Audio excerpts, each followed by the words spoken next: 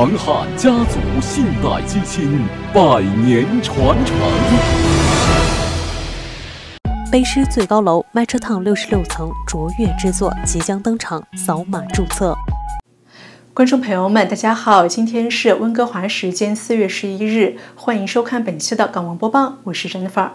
卑诗省金融市场监管机构最近发布公告，称在一宗欺诈案件中收到的近7万加元的罚款，这笔钱将提供给在该诈骗案中失去资金的人。在该诈骗案中，法院判骗子需偿还760万加元，虽然是杯水车薪，但对于那些被骗的人来说，总是一点安慰。此案中，一位中国大陆人一个人就损失400万加元，如今与老婆离婚，带着2个孩子艰难度日。据报道，卑诗省证券委员会本周宣布，已经收到69887.85加元的偿还款项，用于偿还黄世惠和 Canadian Manual Immigration and Financial Services Inc. 所欠的债务。委员会在新闻发布中表示，该付款来自黄世惠或 Canadian Manual 以外的一方。委员会已在 BCSC 网站上发布了有关收到的资金的通知。因黄世惠的不当行为而失去资金的投资者，可以使用在线表格申请部分偿还。提交索赔的截止日期是8月11日。据悉，这笔钱只占黄世惠欠 BCSC 的760万元罚款和处罚金额的不到1%。在2017年的一项裁决中， BCSC 听证会裁决黄世惠和他控制的3家公司侵占投资者资金和实施欺诈。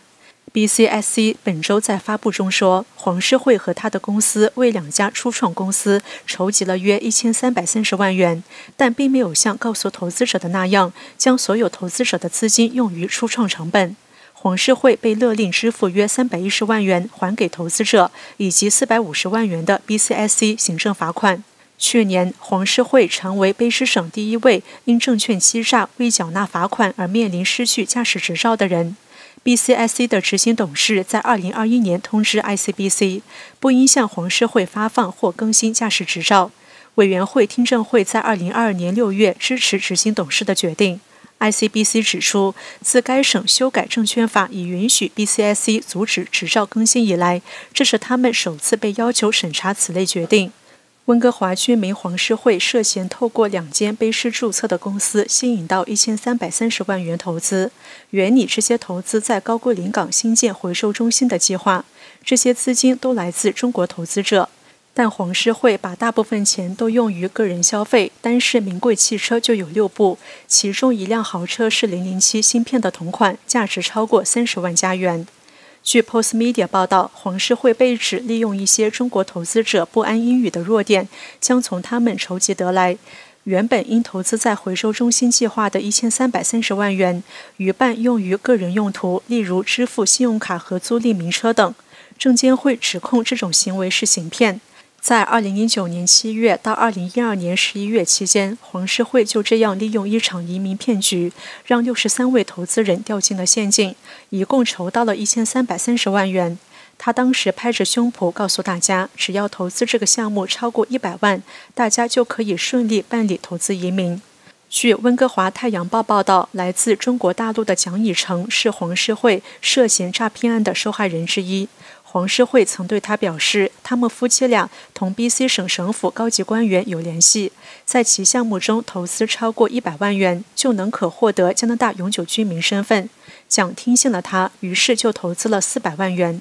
蒋表示，中国政府只允许每个公民每年携带5万美元的外汇出国，所以他必须用地下渠道将这400万元的巨款转移出来。这种转移资金的方式有很高的风险，所以他还支付了15%到25%的黑市保险费。黄世惠为了能够吸引更多的投资人，对他们承诺他将补偿这笔黑市保险费。蒋不太懂英语，也不了解加拿大的投资法律，每一步都是黄世惠怎么说他就怎么照办。按照黄当时的说法，蒋以诚以及其他投资人将成为大温哥华回收厂项目的股东。可是实际情况是，他们的投资仅买下了2家编号公司的股份，没有任何价值。换句话说，蒋以诚等人投入的数以百万元计的投资全都打了水漂。蒋蒋以诚在庭上表示，这400万元不仅是他们家的全部积蓄，而且还是岳父母的毕生储蓄，可现在都被黄世惠这个骗子给骗走。当他们知道真相后，他的妻子曾试图自杀，但是没有成功，于是坚持同他离婚。现在蒋以诚一个人带着2名年幼的孩子，成了一名单亲父亲。据悉，2019年7月到2012年11月期间，黄世惠利用他在华人范围内的人脉，为在 Abbotsford 新建环保工厂的 Cascade Renewsport 筹集启动资金，并总共筹得1330万元。但其只向 Cascade 投入640万元，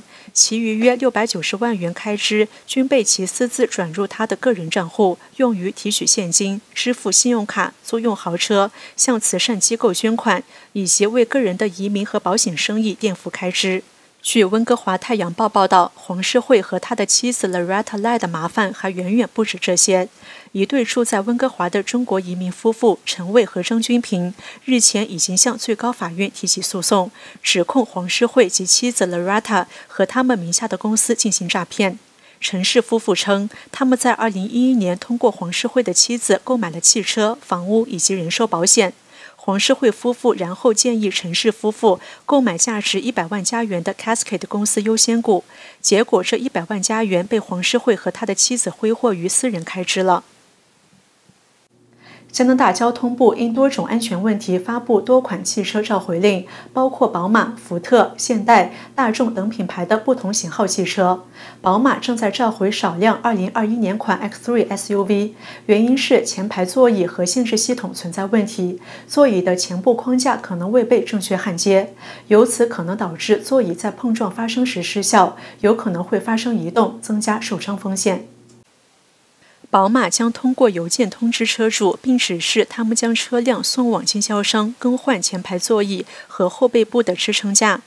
建议在完成召回修复前，不要让乘客坐在前排乘客座位上。福特正在召回2020到2022款 Explorer 车型，原因是在之前的召回中安装的软件更新存在问题，可能已经无法有效工作，因此需要进行第2次修复。由于多种安全问题，加拿大交通部还发布了2023年款福特 H 和林肯 Nautilus 的召回令。玛莎拉蒂正在召回他们的2022年款 MC20， 原因是涉及到刹车灯故障的问题。玛莎拉蒂将通过邮件通知车主，将车辆送往经销商检查并更换尾灯组件。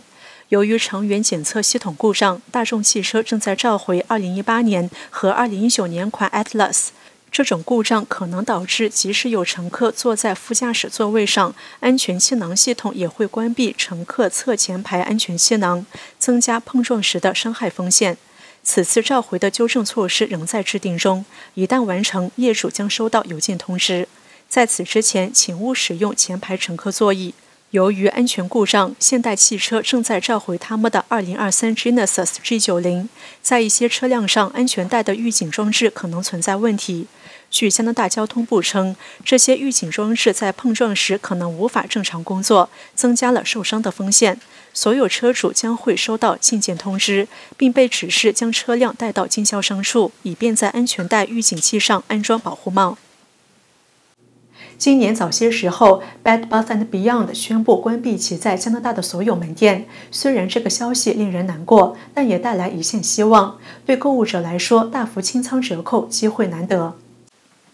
Bed Bath & Beyond 在加拿大关闭的主要原因之一，包括与 COVID-19 相关的供应链问题。在美国，该公司正面临破产。自2月以来，这家零售连锁店宣布了大幅折扣，但其最大的清算销售正在进行中。根据该公司的一封新促销电子邮件，商店的折扣现在是最低标价的40%到60%。到目前为止，这是该店向客户提供的最大折扣。上一次是在3月份提供30%到50%的折扣。现在可以享受床上用品、厨房、餐饮、家居装饰、户外生活、家具、美容、宠物、组织以及健康和健身等类别的全店降价。如果您想为所有认识的孩子买生日礼物，商店的婴儿购物区 Bye Bye Baby 的商品也有促销。Bed Bath & Beyond 在全国各省都有分店，在此处使用公司的商店定位器查找离您最近的商店。罗杰斯通信已经宣布收购 BAI 通信公司的加拿大业务。该公司在2012年与 TTC 签署了一份安装无线基础设施的独家协议。这一宣布意味着 5G 连接最终将被引入整个交通网络。首先是911的通讯接驳，在巴士上发生的一些暴力和有时是随机的事件中，这已经成为多伦多市长竞选的一个热门话题。目前 ，TTC 的乘客用手机只能在25%的地铁隧道里拨打911，要在整个系统中实现全面的手机服务，估计需要2年左右的时间。多伦多副市长 Jennifer McKelvey 对这一消息表示欢迎，并说早就应该在交通领域引入更多的手机服务。在宣布之前，只有 Freedom Mobile 公司签署了通过 BAI 的网络向其用户提供覆盖。